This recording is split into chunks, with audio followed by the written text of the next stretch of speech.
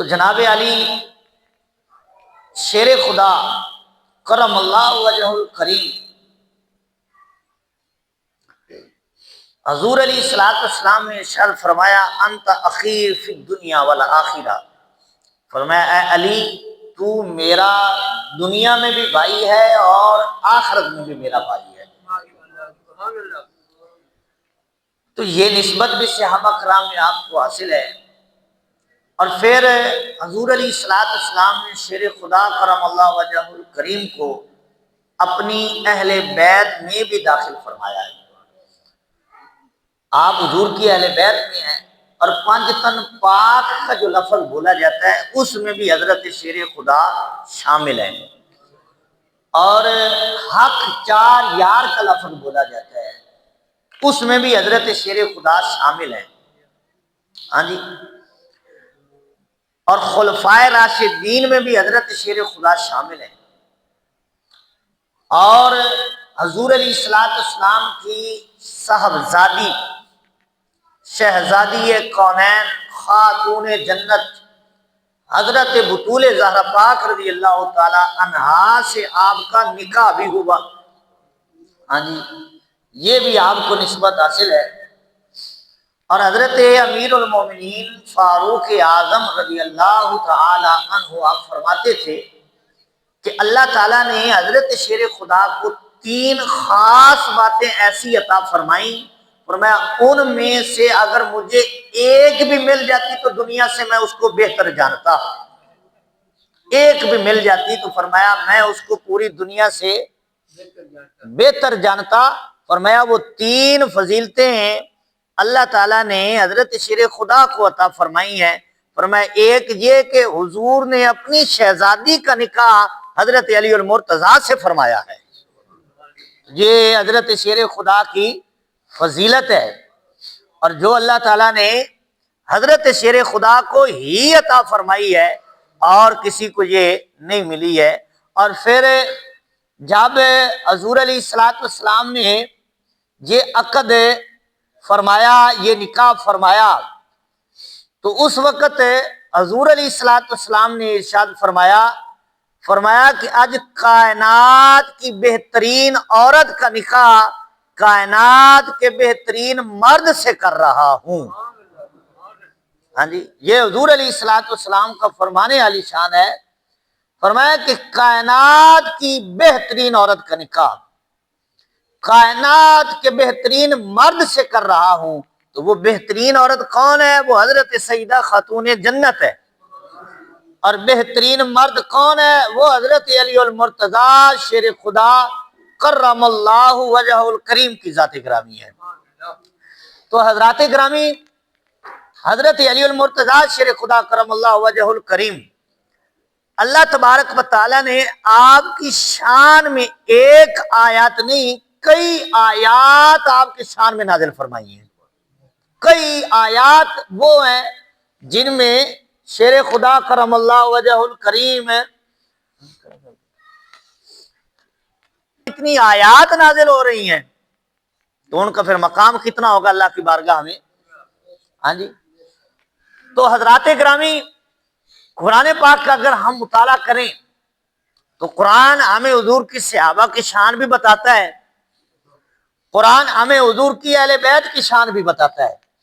اور حضرت علی تو وہ ہیں جو حضور کی اہل بیت میں بھی داخل ہیں اور حضور کے صحابہ کرام میں بھی داخل ہیں، یعنی آپ صحابی بھی ہیں اور حضور کی اہل بیت میں بھی شامل ہیں۔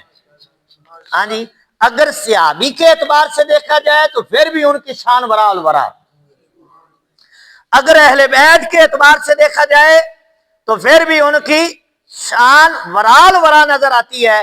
قرآن پاک میں اللہ تبارک و تعالی نے ارشاد فرمایا ان الذین آمنوا وعملوا الصالحات اولئک هم خیر البریہ، فرمایا کہ وہ جو ایمان لائے اور اچھے عمل کیے، فرمایا اولئک هم خیر البریہ، فرمایا وہ ساری مخلوق سے بہتر ہیں۔ تو یہاں مفسرین کہتے ہیں وہ ساری مخلوق سے بہتر جن کو اللہ تعالیٰ نے فرمایا ہے، فرمایا وہ کوئی اور نہیں ہے، وہ حضرت علی المرتضیٰ کی ذات ہے۔ قرآن کہہ رہا ہے اولئک هم خیر البریہ، فرمایا وہ ساری مخلوق میں بہتر ہیں۔ وہ کون ہیں جن کو اللہ نے فرمایا کہ وہ بہتر ہیں؟ قرآن نے کہا اور مفسرین نے اس میں بیان کیا، فرمایا کہ وہ اللہ تعالیٰ نے جو فرمایا نا اولئک هم خیر البریہ، فرمایا وہ حضرت علی رضی اللہ تعالیٰ عنہ کے بارے میں فرمایا ہے، فرمایا اللہ نے ان کو مخلوق میں بہتر بنایا ہے۔ ہاں جی، اور پھر دوسری آیت کریمہ میں اللہ تبارک و تعالیٰ نے ارشاد فرمایا ان الذین آمنوا وعملوا الصالحات سیجعل لهم الرحمن ودا، فرمایا کہ وہ جو ایمان لائے اچھے عمل کرے، اللہ تعالیٰ ان کی محبت لوگوں کے دل میں داخل فرما دیتا ہے۔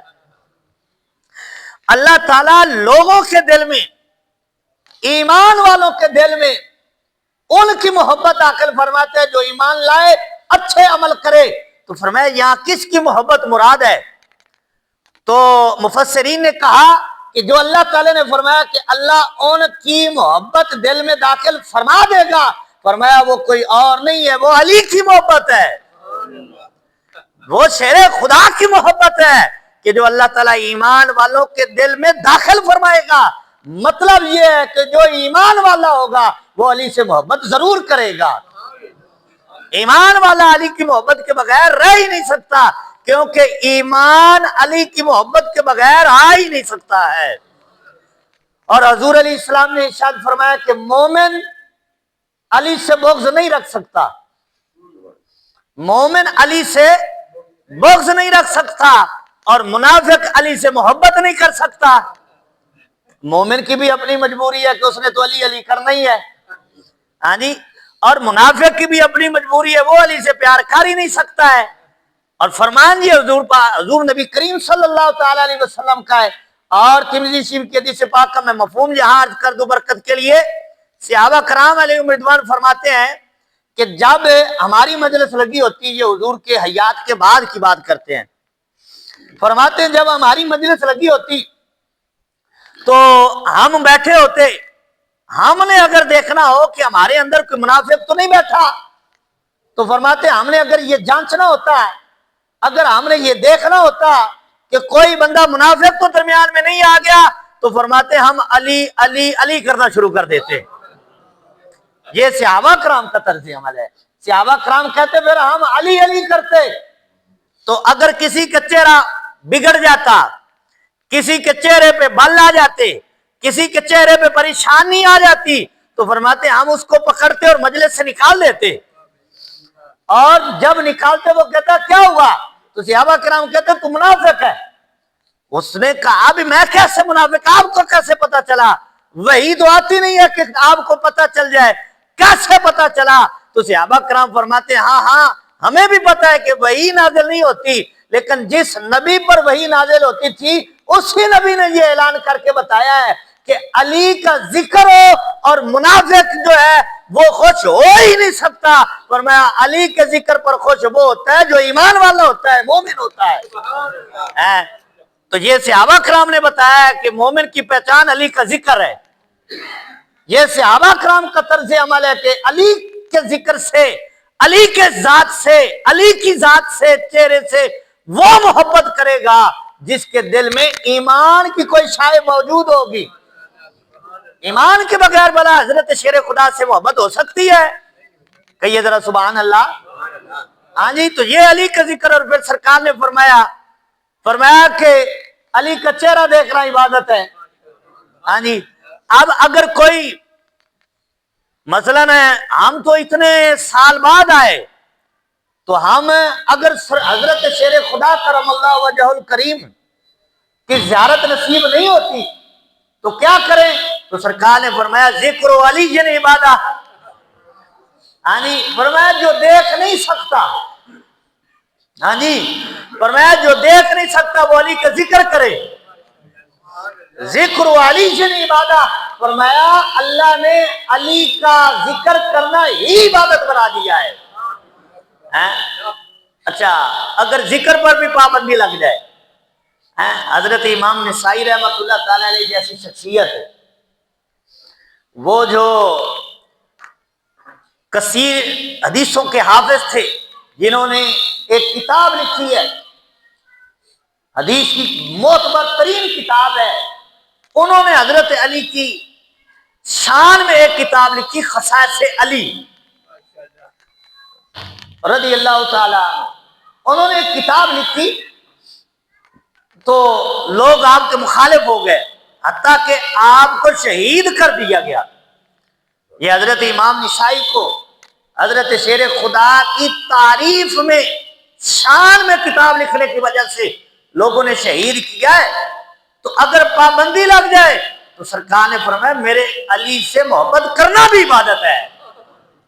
ہاں جی، فرمایا علی سے محبت کرنا بھی عبادت ہے، جس کو دیکھنا بھی عبادت ہو، جس کا ذکر کرنا بھی عبادت ہو، جس کی محبت بھی عبادت ہو، تو پھر اس علی کی شان اور مقام کتنا ہوگا اللہ کی بارگاہ میں، جو حضور علیہ الصلوۃ والسلام کے قرب سے ان کو نصیب ہوا ہے.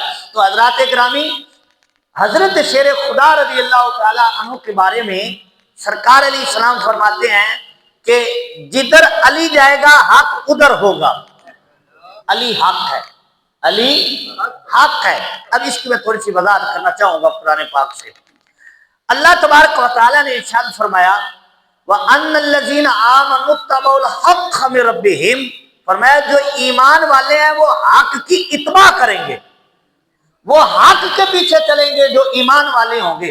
اور پھر دوسری جگہ فرمایا فَذَلِكُمُ اللَّهُ رَبُّكُمُ الْحَقُّ، فرمایا تمہارا رب جو ہے وہ حق ہے، تمہارا رب حق ہے. اور پھر فرمایا وَآمِنُوا بِمَا نُزِّلَ عَلَى مُحَمَّدٍ وَهُوَ الْحَقُّ، فرمایا کہ ایمان لاؤ جو قرآن حبیب پر نازل ہوا ہے، کیونکہ وَهُوَ الْحَقُّ، فرمایا یہ قرآن بھی حق ہے. والحق، فرمایا قرآن بھی حق ہے، اللہ بھی حق ہے.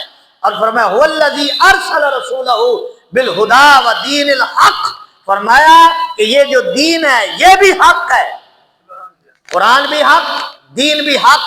اور فرمایا ان رسول حق، فرمایا اللہ نے جو حبیب بھیجا ہے، جس کو رسول بنا کر بھیجا ہے، فرمایا وہ رسول بھی حق ہے. اور پھر آگے اللہ تبارک و تعالی نے دوسری جگہ پر ارشاد فرمایا کہ حق جو ہے وہ علی کے ساتھ ہے. یعنی فرمایا قرآن بھی حق اور اللہ تعالیٰ بھی حق، دین بھی حق، رسول بھی حق ہے، یعنی یہ سب کچھ سچے ہیں. اور پھر فرمایا حق جو ہے وہ علی کے ساتھ ہے، جدھر علی جائے گا حق ادھر جائے گا. حق علی کے ساتھ ہے، جدھر علی ہے حق ادھر ہی ہے. تو پھر اس بات کو دیکھیے کہ حضور علیہ السلام نے فرمایا کہ الحق ینطق علی لسان عمر، فرمایا اللہ نے حق کو عمر کی زبان پر جاری کر دیا ہے. عمر حق کے علاوہ بولتا نہیں، یعنی علی بھی حق ہے، عمر بھی حق ہے. کہیے ذرا سبحان اللہ. اچھا، قرآن پاک میں اللہ تبارک و تعالیٰ نے مباہلہ کا واقعہ بیان فرمایا ہے، اس کا تو آپ کو پتہ ہی ہوگا. اللہ تبارک و تعالیٰ نے حضور علیہ الصلوۃ والسلام سے فرمایا فَقُلْ تَعَالَوْا نَدْعُ أَبْنَاءَنَا وَأَبْنَاءَكُمْ وَنِسَاءَنَا وَنِسَاءَكُمْ وَأَنفُسَنَا وَأَنفُسَكُمْ ثُمَّ نَبْتَهِلْ فَنَجْعَلْ لَعْنَتَ اللَّهِ عَلَى الْكَاذِبِينَ. فرمایا حبیب ان سے کہیے جی اپنے بیٹے لائیں آپ اپنے لائیں، جی اپنی جانیں لائیں آپ اپنی جانیں لائیں، جہاں جی، اور یہ اپنی جو عورتیں لائیں آپ اپنی لائیں. اور ان سے کہیے کہ پھر مبالغہ کر لیں، ان سے کہیے مبالغہ کر لیں، حق حق ہو جائے گا، جھوٹا جھوٹا ہو جائے گا. ہاں جی. تو اچھا، اب یہ سارا معاملہ قرآن میں تفاسیر میں موجود ہے، لیکن جو میں بات کر رہا ہوں، میں جس بات کی طرف اشارہ کرنا چاہتا ہوں، سرکار علیہ الصلوۃ والسلام چلے، اور جب سرکار مباہلہ کے دن چلے تو حضور کے ساتھ کون تھا؟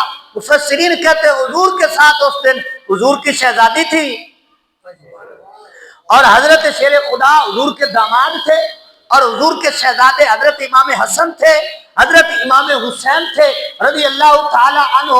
اللہ تبارک و تعالی نے جب یہ واقعہ بیان فرمایا نا تو آگے فرمایا ان ھذا لہو القصص الحق، فرمایا یہ قصص، یہ جو واقعہ ہے نا، یہ جو قصہ ہے، فرمایا یہ حق ہے. یعنی اس دن جو حضور کے ساتھ چل رہے تھے، فرمایا حضور کی شہزادی بھی حق ہے، حضرت علی بھی حق ہے، حضرت امام حسن بھی حق ہے، حضرت امام حسین بھی حق ہے.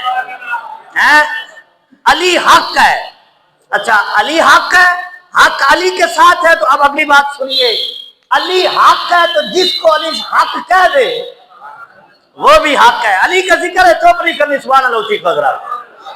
ہاں جی، علی کے ساتھ حق ہے، جدھر علی ہے حق ادھر ہے، جہاں علی کھڑے ہو حق وہاں کھڑا ہوگا، تو جس کے پیچھے علی کھڑے ہو حق بھی اس کے ساتھ کھڑا ہوگا۔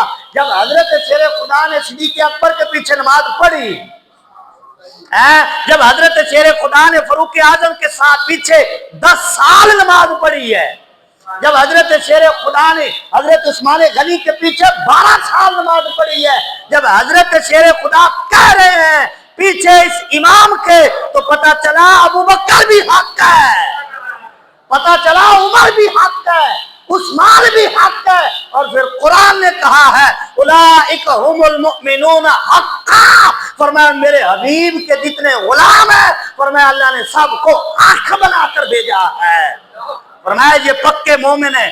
مطلب یہ ہے کہ ابو بکر بھی حق ہے، عمر بھی حق ہے، عثمان بھی حق ہے، علی بھی حق ہے، کیونکہ یہ وہ ہیں جن کے پیچھے شیر خدا کھڑے ہوتے تھے اور کہتے تھے پیچھے اس امام کے،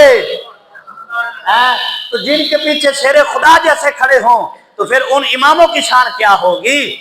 ہاں جی، رضی اللہ تعالی عنہم، یعنی یہ وہ ہستیاں ہیں جن کو اللہ تعالیٰ نے حق کے ساتھ بھیجا ہے اور حضور کا غلام بنایا ہے، حضور کا امتی بنایا ہے اور حضور کا صحابی بنایا ہے۔ اللہ اکبر۔ تو حضرات گرامی چلیے ہم نے بات کرنی حضرت شیر خدا کی، اور آج ہم نے کرنا ہے حیدر حیدر، ہاں جی، اور جو منافق ہیں ان کے سینے جلیں گے، منافق کے سینے جلیں گے، اور جو مومن ہیں ان کے سینے کھریں گے۔ آج سینے کھارنے ہیں علی علی کر کے۔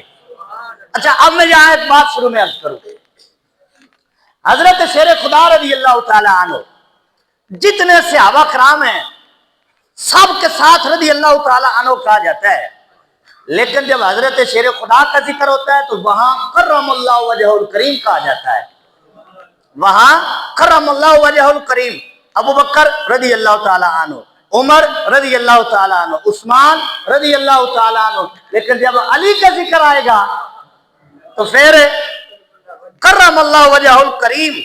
یہ اس کی وجہ اعلیٰ حضرت نے لکھی ہے۔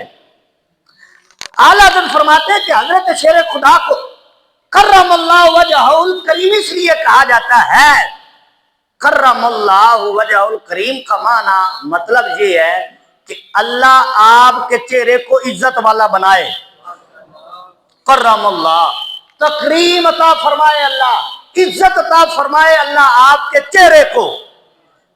ہاں جی، عزت اللہ نے پہلے ہی بڑی دی ہے، ہاں جی، لیکن یہاں جو یہ کہا جاتا ہے یہ خاص حضرت شیر خدا کے ساتھ ہے، باقی کسی صحابی کے ساتھ، کسی امام کے ساتھ کرم اللہ وجہ الکریم نہیں کہا جاتا۔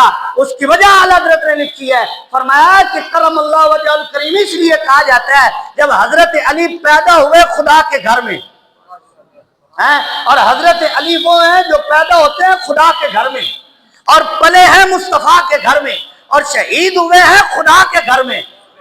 ہاں جی، یعنی نماز پڑھتے ہوئے جا رہے تھے نا، ابن ملجم نے آپ پر وار کیا تو آپ شہید ہوئے، یعنی مطلب یہ ہے کہ حضرت علی جو ہیں وہ پلے مصطفیٰ کے گھر، پیدا ہوئے خدا کے گھر، اور شہید ہوئے تو خدا کے گھر۔ یعنی حضرت علی نے بتایا ہے کہ مجھے تلاش کرنا ہے تو میں چرسیوں بھنگیوں کے پاس نہیں ملوں گا، فرمایا علی کو تلاش کرنا ہے، علی یا تو خدا کے گھر ملے گا، علی یا مصطفیٰ کے گھر ملے گا۔ جو پیدا ہی خدا کے گھر ہوتے ہیں، حضرت علی پیدا ہوئے آنکھ نہیں کھولی، حضرت علی پیدا ہوئے آنکھ نہیں کھولی، آنکھ نہ کھولنے کی وجہ اعلیٰ حضرت فرماتے ہیں کہ حضرت علی پیدا ہوئے ہیں کعبے میں، اور جب حضرت علی پیدا ہوتے ہیں اس وقت کعبے میں بت پڑے تھے، اس وقت کعبے کے اندر 360 بت رکھے ہوئے ہیں، تو حضرت علی تو امام الاولیاء بن کر آئے ہیں، امام الاولیاء بن کر آئے ہیں، حضور کے صحابی ہیں، حضور کے اہل بیت میں شامل ہیں، 5 تن پاک ہیں، ہاں جی، تو حضرت علی رضی اللہ تعالیٰ عنہ کعبے میں پیدا ہوئے، کعبے میں 360 بت رکھے ہوئے ہیں، حضرت علی نے آنکھ نہیں کھولی، آپ کی امی جان نے اٹھایا، گھر تشریف لائی، حضور علیہ الصلوۃ والسلام تشریف لائے تو کہا بیٹا ذرا دیکھیے نا، اللہ نے بیٹا عطا کیا ہے، آنکھ نہیں کھولتا، سرکار نے فرمایا امی مجھے دے نا ذرا۔ سرکار نے جب حضور حضرت شیر خدا کرم اللہ وجہ کریم کو اٹھایا تو حضرت علی جیسے ہی حضور کے ہاتھ پر آئے، جیسے ہی حضور کی گود میں آئے، آنکھ کھول دی، حضور کا چہرہ دیکھنے لگ گئے، حضور کا چہرہ دیکھنے لگ گئے۔ تو علی حضرت شیر خدا نے بتایا ہے کہ میں امام الاولیاء بن کر آیا ہوں، فرمایا میں آنکھ کھول کر بتوں کو تھوڑا دیکھنے آیا ہوں، پہلی نظر فرمایا میں بتوں کو نہیں دیکھوں گا، میں اپنے یار اپنے محبوب نبی کریم کی زیارت کروں گا۔ پہلی نظر حضور کے چہرے پر پڑی تو علماء نے کہا کرم اللہ وجہ کریم، اور پھر پورے صحابہ کرام میں حضرت شیر خدا کو یہ فضیلت حاصل ہے۔ سرکار علیہ السلام نے فرمایا نظر علی وجہ علی العبادہ، فرمایا علی کا چہرہ دیکھنا جو ہے یہ عبادت ہے، یہ کسی اور صحابی کو حاصل نہیں، صرف حضرت شیر خدا، صرف حضرت علی المرتضیٰ شیر خدا کرم اللہ وجہ کریم کو یہ حاصل ہے۔ اور اس حدیث کو بیان کرنے والا بلا کون ہے؟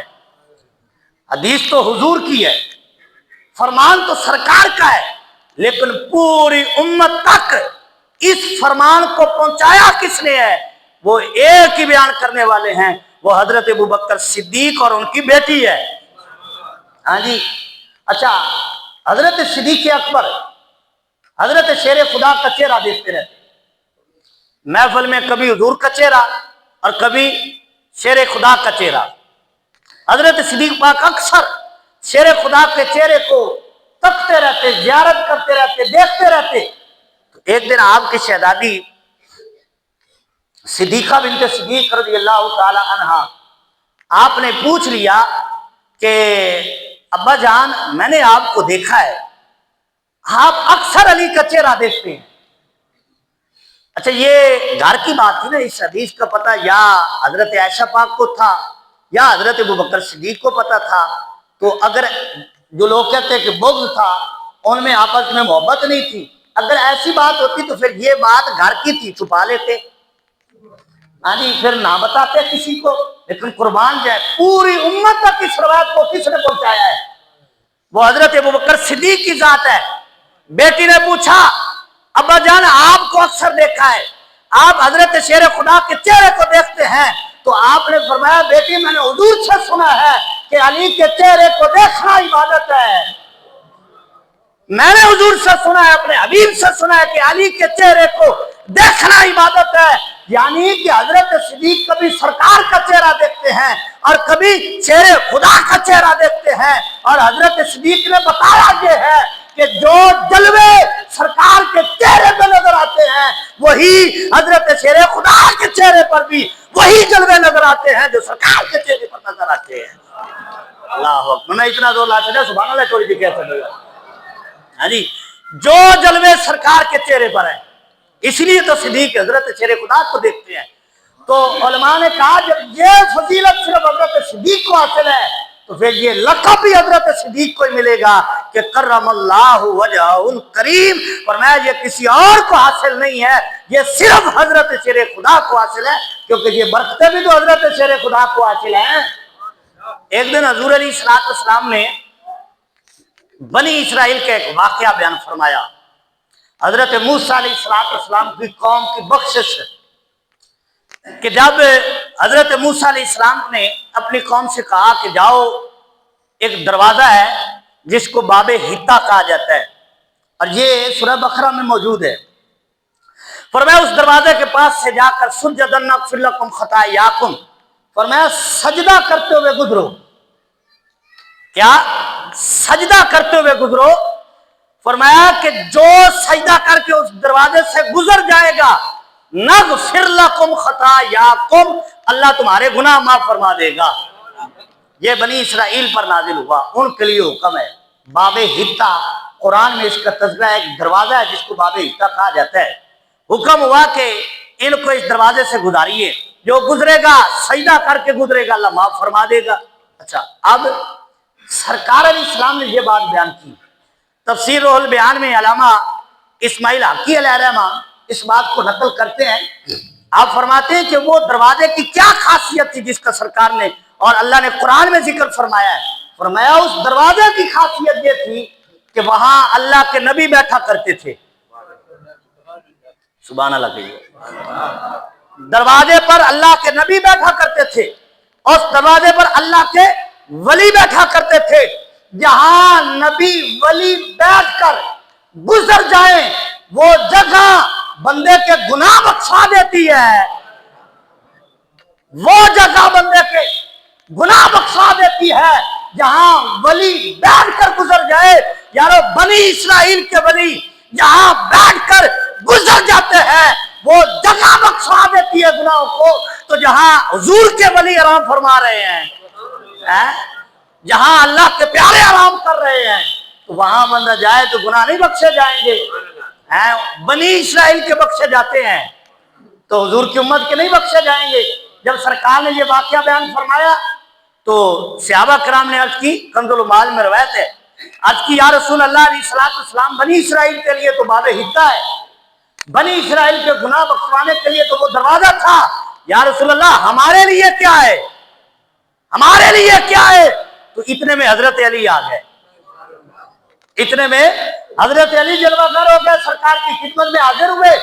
سرکار نے حضرت علی کو دیکھ کر فرمایا ان کے لیے باب حتا وہ دروازہ تھا، فرمایا تمہارے لیے باب حتا میرے علی ہے۔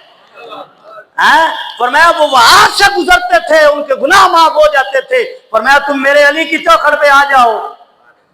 فرمایا جو علی سے محبت کرے گا اللہ اس کے گناہ معاف فرما دے گا، کیونکہ فرمایا میری امت کے لیے اللہ نے باب حتا میرے علی کو بنا دیا ہے۔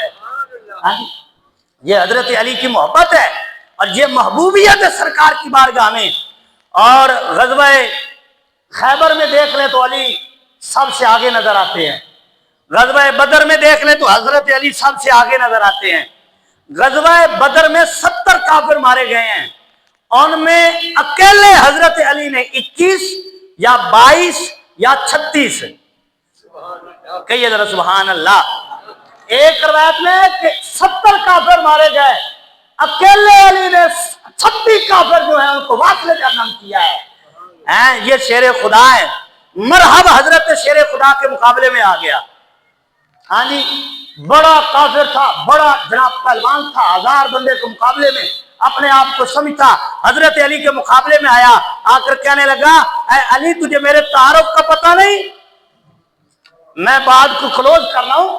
مرحبا آ کر کہتا ہے علی تجھے میرے تعارف کا پتہ نہیں؟ فرمایا تیرا تعارف کیا ہے؟ اس نے وہ اپنے جو یکڑ مارے جو اس نے کہنا تھا، لیکن اس کو پتہ نہیں تھا سامنے شیر خدا کھڑے ہیں۔ ہاں جی، وہ کہنے لگا جی میرا یہ تعارف، میرا یہ تعارف، میرا یہ تعارف۔ تو حضرت شیر خدا نے پتہ کیا تعارف اس کے سامنے پیش کیا؟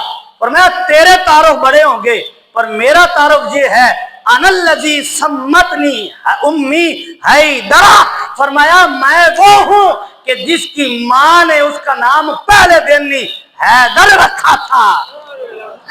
فرمایا میری ماں نے میرا نام ہے حیدر رکھا ہے۔ اور یہاں میں مزے کی بات کروں، سبحان اللہ کہو ذرا۔ ہاں جی، مرحب نے نا ایک دن پہلے یا کچھ دن پہلے خواب دیکھا۔ مرحب اپنے آپ کو بڑا پہلوان سمجھتا تھا، اس کا نام تھا۔ اس نے خواب دیکھا اور خواب اس نے یہ دیکھا کہ وہ جنگل میں ہے اور اس کے سامنے شیر آ گیا اور شیر نے اس کو چیر پھاڑ کر رکھ دیا۔ شیر نے اس کو چیر پھاڑ کے رکھ دیا، 2 ٹکڑے کر کے رکھ دیا۔ اس کو وہ خواب یاد تھا اور عربی میں حیدر شیر کو کہتے ہیں۔ ہاں جی، اس نے جب حضرت علی کے سامنے اپنا تعارف پیش کیا تو حضرت علی نے اپنا یہی تعارف پیش کیا، فرمایا مجھے حیدر کہتے ہیں۔ اس کا مطلب یہ تھا، فرمایا جو تم نے خواب میں دیکھا ہے کہ شیر نے تیرے 2 ٹکڑے کیے ہیں، وہ جنگل کا شیر نہیں، فرمایا وہ میں شیر خدا ہوں، فرمایا وہ شیر میں ہوں۔ اچھا، عربی میں نا شیر کے کئی معنی ہیں۔ لغت والے عربی والے جو ہے نا وہ شعر کے کئی معنی بیان کرتے ہیں. ابو الحارث یہ شعر کی کنیت ہے. شعر کے عربی میں 600 سے زیادہ نام ہیں اور مختلف اس کے سٹائل پر اس کے نام بولے جاتے ہیں. جس طرح بچہ پیدا ہو تو بیٹا ہے, ہاں جی, پھر بڑا ہو جائے, پھر شادی ہو جائے تو پھر باپ ہو گیا, پھر خامند ہو گیا, کبھی خامند کبھی باپ کبھی بیٹا کبھی بھتیجا کبھی بھانجا, بندہ ایک ہی ہے. اسی طرح شعر ایک ہی ہے لیکن اس کی حالتیں بدلتی رہتی ہیں, نام بدلتے ہیں. اب سنیے ذرا تھوڑی سی میں وضاحت کر دوں تاکہ مزہ والا ہو جائے. سبحان اللہ کہیے ذرا. ہاں جی, عربی میں شعر کے کئی معنی ہیں. جب شعر اپنی کچھار میں بیٹھا ہو, اپنے ٹھکانے میں بیٹھا ہو, اپنے وہ اس کا جو محل ہے جو مکان ہے اس میں بیٹھا ہے, جھونپڑی میں بیٹھا ہے, تو اس کو عربی میں اسد کہتے ہیں. اسد بھی شعر کو کہتے ہیں. پھر کچھار میں بیٹھے شعر کو اسد کہیں گے. اگر وہی شعر کچھار سے نکل کر چہل قدمی کرنے لگ جائے تو پھر اس شعر کو زرغام کہتے ہیں. اچھا, پھر وہی شعر چہل قدمی کرنے کے بعد کسی طرف دیکھنے لگ جائے تو پھر اس کو غضنفر کہتے ہیں. پھر وہی شعر اگر کسی شکار کو دیکھ لے پھر اس کو زیغم کہتے ہیں. ہاں جی, پھر شکار کو دیکھ کر جب دوڑ پڑے پھر اس شعر کو جو ہے حمزہ کہتے ہیں. کہیے ذرا سبحان اللہ. اچھا, پھر جب شکار کو پکڑ کے اس کا گلا دبا کر اس کی سانس بند کر دے پھر اس کو عباس کہتے ہیں. اچھا, پھر پکڑ کر کے جب اس کے 2 ٹکڑے کر دے پھر عربی والے کہتے ہیں کہ یہ حیدر ہے, یہ حیدر ہے. تو حضرت علی نے فرمایا میرا نام میری ماں نے حیدر رکھا ہے. پھر اس پر وار کیا, اس کے سر پہ 1 من کی ٹوپی تھی لوہے کی, اس کے 2 ٹکڑے کیے, پھر اس کے جسم کے دھڑ کے 2 ٹکڑے کر کے فرمایا اور فرمایا میں وہ ہوں جس کو حیدر کہتے ہیں. ہم ایسے تو نہیں حیدر حیدر کرتے. ہاں جی, اللہ تعالیٰ نے ان کو شیر خدا بنایا ہے, شیر خدا. ہاں جی, حضرت داتا علی اجویری علیہ الرحمہ کشف المعجون میں اس بات کو لکھتے ہیں. آپ لکھتے ہیں کہ جب ہجرت کا موقع آیا حضور علیہ السلام نے اپنا بستر حضرت علی کو دیا, صدیق پاک کو ساتھ لیا اور سرکار مدینہ شریف چلے گئے. حضرت علی حضور کے بستر پر آرام کر رہے ہیں. بعد میں کسی نے لکھتے ہیں بعد میں کسی نے پوچھا حضرت شیر خدا سے کہ جس رات حضور نے آپ کو بستر دیا تھا نیند کیسی آئی, کہ اتنے کافر باہر کھڑے ہیں اور وہ انتظار کر رہے ہیں اور سرکار تشریف لے کر گئے ہیں اور بستر حضرت علی کو عطا فرمایا ہے. حضرت علی حضور کے بستر پر ہے, سرکار کے بستر پر ہے, آرام کر رہے ہیں. کسی نے پوچھا جی نیند کیسی آئی, فرمایا جتنی مزے کی نیند اس رات آئی ہے نا اتنی نیند کبھی نہیں آئی. قاضی باہر ہے, کافر ننگی تلواریں لے کر کھڑے اور آپ کو بڑی مزے کی نیند آئی. آپ کہتے بڑی مزے کی نیند آئی ہے, اس کی وجہ کیا؟ فرمایا اس کی وجہ یہ تھی کہ سرکار علیہ السلام جب جا رہے تھے تو سرکار نے فرمایا تھا اے علی یہ امانتیں دے کر کل میرے پیچھے آ جانا, کل میرے پیچھے آ جانا. فرمایا حضور کی زبان سے نکلا کہ علی کل آ جانا. تو فرمایا پھر مجھے موت تو اس رات نہیں نہ آ سکتی تھی. اور سرکار کی حضرت علی سے محبت کی بات کریں تو غزوہ خندق کے موقع پر ابن ود جب آپ کے مقابلے میں آیا, آپ نے حضور کی اجازت سے جب اس کے مقابلے میں چلے تو سرکار نے شیر خدا کو اپنی دستار عطا فرمائی, حضور نے اپنی ذرہ عطا فرمائی اور حضور نے حضرت شیر خدا کو تلوار خود پکڑائی اور فرمایا علی جا اس کے مقابلے میں. اور سرکار نے فرمایا آج کل ایمان حضرت علی کو کہا جاتا ہے. سرکار نے فرمایا آج کل ایمان کل کفر کے مقابلے میں جا رہا ہے. یہ حضرت علی کو سرکار نے فرمایا اور سرکار نے دعا دی اور دعا اللہ کی بارگاہ میں کیا کی. سرکار نے بدر کے موقع پر بھی دعا کی ہے, حضور نے دیگر مواقع پر بھی دعا کی ہے. لیکن آج عجیب ہی انداز ہے حضور کی دعا کا. حضور علیہ السلام نے ہاتھ اٹھائے, اللہ کی بارگاہ میں عرض کی, مولا علی کو بھیجا میں نے ہے, اللہم لا تمتنی, عرض کی مولا علی کو بھیجا میں نے ہے, لیکن مجھے اس وقت تک موت نہ آئے جب تک کہ میں علی کو واپس آتے نہ دیکھ لوں. اللہ اکبر. یعنی اس کا مطلب سادہ سا یہ بھی بن جاتا ہے, سرکار نے اللہ کی بارگاہ میں عرض کی, مولا علی اس کے مقابلے میں نے بھیجا ہے, بھیجا میں نے ہے, اور مولا اس کو واپس آج جو ہے وہ مولا آپ نے بھیجنا ہے. یعنی سرکار کی حضرت علی سے اتنی گہری محبت ہے کہ سرکار دعائیں کر کر کے علی کو واپس بلا رہے ہیں. اللہ اکبر. تو میں جو بات عرض کر رہا تھا, حضرت داتا علی حجویری علیہ السلام لکھتے ہیں کہ جس رات سرکار علیہ السلام نے حضرت شیر خدا کو بستر عطا فرمایا, حضرت شیر خدا کرم اللہ وجہ الکریم بستر پر آرام کر رہے ہیں, اللہ تبارک و تعالی نے حضرت جبریل اور حضرت میکائیل سے فرمایا علیہ السلام, فرمایا اے جبریل اے میکائیل تم آپس میں دوست ہو اور میں نے تمہیں زندگی عطا فرمائی ہے, کیا تم میں سے کوئی ایک دوسرے میں سے دوسرے کو زندگی اپنی دے سکتا ہے؟ یہ داتا علی حجویری علیہ السلام لکھتے ہیں. اللہ تعالیٰ نے فرمایا جبریل سے کہ تم میکائیل کو تھوڑی زندگی دے سکتا ہے, اور میکائیل سے فرمایا تو جبریل اپنے دوست بھائی کو زندگی تھوڑی سی دے سکتا ہے؟ تو خاموش ہو گئے, نہ جبریل نے جواب دیا نہ میکائیل نے جواب دیا.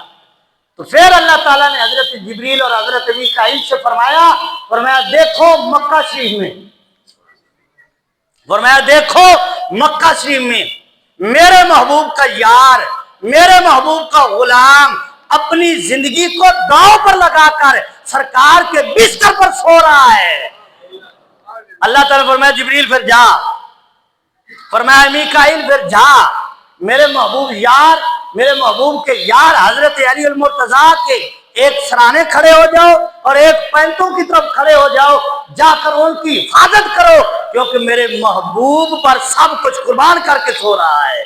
اللہ اکبر. حضرت جبریل سرکار حضرت شیر خدا کے سرانے کھڑے ہو رہے ہیں, اور پتہ ہے وہ کیا کہہ رہے ہیں؟ کہتے واہ علی. یہ حضرت جبریل کہتے ہیں, یہ صرف ہم نہیں کہتے, حضرت جبریل کہتے ہیں, کہتے واہ علی تیری کیا شان ہے کہ اللہ نے جبریل کو تیرا پہرے دار بنا دیا ہے.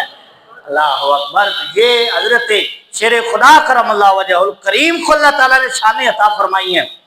اور غزوہ خیبر کا ہی موقع ہے, کنز العمال میں روایت موجود ہے کہ حضرت شیر خدا کرم اللہ وجہ الکریم حضور علیہ السلام کی خدمت میں حاضر ہیں, اور سرکار علیہ السلام نے نماز عصر ادا کر لی ہے. حضرت شیر خدا نے نماز عصر ابھی ادا نہیں کی ہے. حضور علیہ السلام جلوہ گر ہوئے اور سرکار علیہ السلام نے حضرت شیر خدا سے فرمایا کہ اے علی تھوڑی دیر آرام نہ کر لیں؟ تو عرض کی حضور میں حاضر. تو سرکار علیہ السلام نے حضرت علی کی گود میں سر انور رکھا اور حضور نے آنکھیں بند کر لی. حضور علیہ السلام نے جب آنکھیں بند کی تو اب وقت عصر کا ہے. جب عصر کا وقت ختم ہونے کے قریب ہوا نا, تو حضرت علی کبھی حضور کا چہرہ دیکھتے ہیں اور کبھی سورج کی طرف نظر کرتے ہیں کہ یہ تو غروب ہو رہا ہے, اور پھر یہ بھی ہے کہ حضور آرام کر رہے ہیں. ہاں جی, حضور کی نیند میں خلل بھی نہ آنے پائے. تو اب یہ ادب کے ملحوظ خاطر انہوں نے حرکت نہیں دی, انہوں نے سرکار کی بارگاہ میں نیت کیا حضور میری نماز جا رہی ہے, میں نماز نہ پڑھ لوں. تو بیٹھے رہے. جب قریب ہونے کے سورج غروب ہونے کے قریب ہو گیا تو آپ کی آنکھوں سے آنسو نکلے اور حضور کے رخسار پر جا پڑتے ہیں. آنسو نکلے, حضور کے رخسار پر جا پڑے. جو دلوں کی خبر رکھتے ہیں سرکار نے آنکھ کھولی, فرمایا علی خیر ہے؟ آج کی حضور میری نماز جا رہی ہے.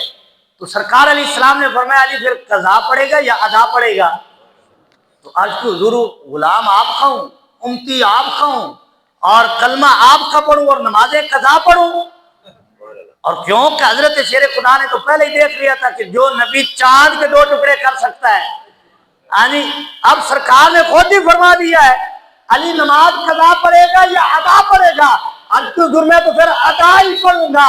تو سرکار علیہ السلام نے اللہ کی بارگاہ میں دعا کی، آج کی مولا علی تیرے نبی اور تیری اطاعت میں تھا۔ اچھا یار یہاں ایک بات سمجھنے والی ہے کہ نماز چھوڑنا اطاعت ہے یا نماز پڑھنا اطاعت ہے؟ قرآن کہتے ہیں وَأَقِیمُوا الصَّلَاةَ، نماز قائم کرو۔ حضرت علی کی تو نماز جا رہی ہے اور سرکار دعا کر رہے ہیں مولا علی تیری اطاعت میں تھا، تیرے حبیب کی اطاعت میں تھا، یعنی سرکار کی اطاعت میں اگر نماز بھی گزر جائے تو سرکار یہ نہیں فرماتے کہ نافرمانی ہو گئی ہے، یا سرکار یہ نہیں کہتے کہ اللہ کا حکم چھوڑ دیا ہے، فرمایا جو اللہ کے حبیب کا ادب کر رہا ہو وہ اللہ کی بھی اطاعت کر رہا ہے، اللہ کے حبیب کی بھی اطاعت کر رہا ہے۔ آج کی مولا تیری اطاعت میں تھا۔ قرآن پاک میں حضرت سلیمان علیہ السلام کا واقعہ ہے، جب ان کے ہاں سورج غروب ہوا تو سورج لوٹایا گیا، قرآن کہتا ہے ردوہا علیہ، تو حضرت سلیمان علیہ السلام کو اللہ نے کیونکہ زمین پر حکومت دی تو حضرت سلیمان علیہ السلام نے فرشتوں سے کہا کہ سورج کو واپس لوٹاؤ، فرشتوں کو حکم دیا کہ سورج کو واپس لوٹاؤ۔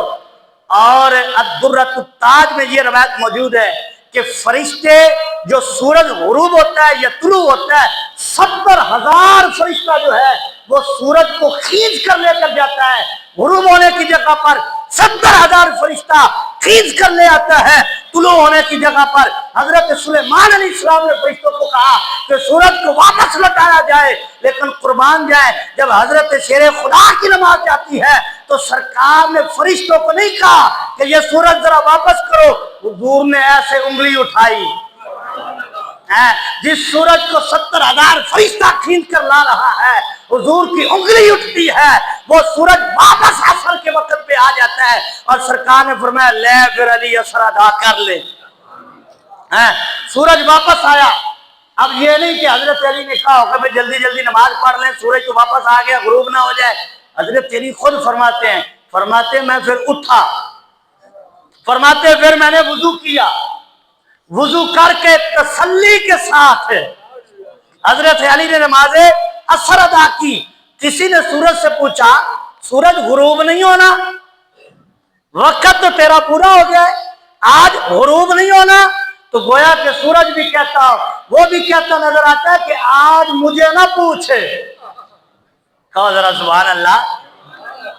سورج بھی کہتا نظر آتا ہے کہ آج مجھے نہ پوچھے کہ میں نے غروب کب ہونا ہے، سورج کہتا ہے آج علی کو دیکھ، آج علی کو دیکھ، جب علی کی نماز مکمل ہوگی سورج فوری غروب ہو سکتا ہے، کیونکہ آج سورج ویسے واپس نہیں آیا، علی کی نماز کے لیے واپس آیا ہے۔ علی کی نماز مکمل ہوگی تو سورج غروب ہوگا، مکمل نہیں ہوگی تو اس سے پہلے سورج غروب ہی نہیں ہو سکتا ہے۔ اور یہاں میں روح البیان کی روایت عرض کر دوں، علامہ اسماعیل حقی علیہ رحمہ آپ فرماتے ہیں ایک دن سرکار علیہ السلام نے فرمایا اے ابو ذر تجھے پتہ ہے یہ سورج غروب کہاں ہوتا ہے؟ آج کی اللہ و رسول عالم، اللہ رسول بہتر جانتے ہیں۔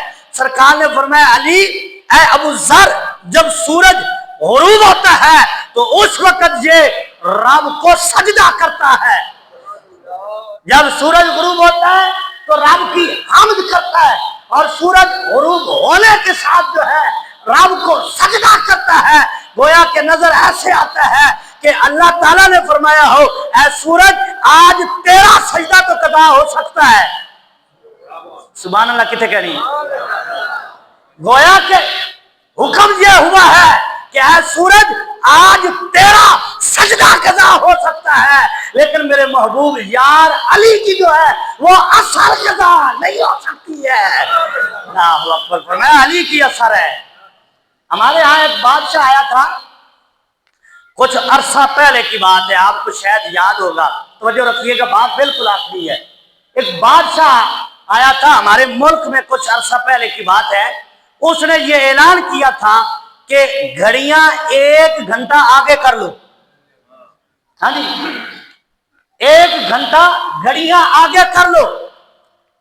تو سب نے گھڑیاں آگے کی, 2 بھی لوگوں نے پہنی. ہاں جی ایک اصل ٹائم اور ایک بادشاہ کا ہے. ہاں جی تو گھڑیاں آگے کی. اچھا یہ چھوٹا سا ہمارا ملک ہے, توجہ رکھیے کہ بات آخری اور مسئلہ بھی آخری ہے. یہ ہمارا پاکستان چھوٹا سا ملک ہے. جب اس ملک کا جو بادشاہ جس کو ہم نے مقرر کیا ہے, اس ملک کا بادشاہ جس کو ہم نے انتخاب کیا ہے, اس ملک کا وہ بادشاہ جس نے ہم نے کرسی پر بٹھایا ہے, ووٹنگ کر کے جب ہمارا منتخب کیا ہوا اس چھوٹے سے ملک کا بادشاہ چاہے تو 1 گھنٹہ جو ہے گھڑیاں آگے کر سکتا ہے. مثال تو میں نے سمجھانے کے لیے دی ہے. اگر ہمارے ملک کا بادشاہ چاہے تو 1 گھنٹہ ٹائم جو ہے وہ آگے ہو سکتا ہے. تو جس نبی کو اللہ نے ساری کائنات کا بادشاہ بنایا ہے, وہ چاہے تو سورج پیچھے کیوں نہ آ سکے. چھوٹے سے ملک کا بادشاہ پیچھے کر سکتا ہے, آگے ٹائم کر سکتا ہے. تو جس حبیب کو حتیٰ یحکموک کیا کر اللہ نے ساری کائنات کا جس نبی کو اختیار دیا ہے, وہ نبی چاہے سورج واپس بھی آ سکتا ہے, وہ نبی چاہے تو چاند کے 2 ٹکڑے بھی ہو سکتے ہیں, کیونکہ اللہ نے ان کو شان عطا فرمائی ہے. اور یہ سورج واپس لوٹایا گیا کن کے لیے؟ حضرت علی کی اثر کے لیے, جن کی ایک نماز کی اتنی شان ہے تو ان کی ساری زندگی کی نمازوں کی کیا شان ہوگی. تو اللہ تعالیٰ نے ان کو بڑی عظمتیں, بڑی رفتیں, بڑی مقام بلندیاں عطا فرمائی ہیں جو ہماری سوچ سے بھی برا البرا ہے. ہمارے لیے ہے کہ ہم ان سے محبت کریں, اور ان کی محبت میں یہ ویسے جو ہیں ان میں کوئی فائدہ نہیں ہے. سب کو شانیں اللہ نے دی ہیں. ہاں جی سب کو شانیں رب نے عطا کی ہیں. تو ہمارا کام کیا ہے, ہم ان کے مطابق مانیں جو اللہ اور اللہ کے رسول نے ان کو شانیں عطا فرمائی ہیں. ہاں جی اللہ تعالیٰ عمل کی تو